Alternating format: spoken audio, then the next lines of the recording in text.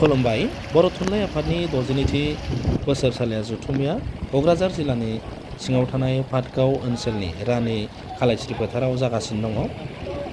बर' थुनलाइ आफादनि 62थि जथुम्माया सानब्रैनि हाबाफारिजों जादों।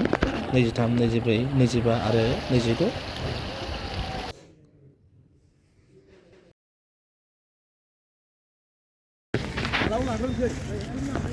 पाटगावनि नेसनेल हाइवे खाथियावनो बा सेरावनो नांजाबनाय बे रानि खालायस्रि फोथारावनो बर' थुनलाइ आफादनि 62थि जथुम्माया जागासिनो दङ। थांलाय फैलायनि थाखाय जेबो उसुबिदा एबा जेबो जेंनायाव गोग्लैया।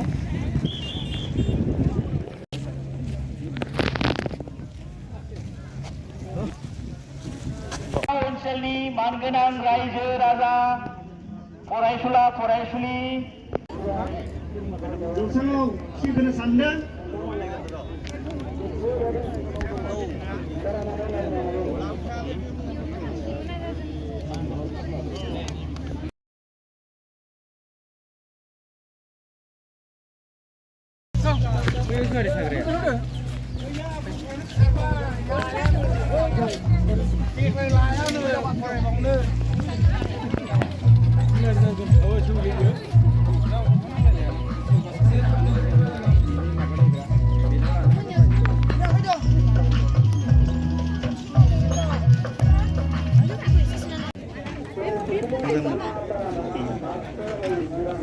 ओरिजिनल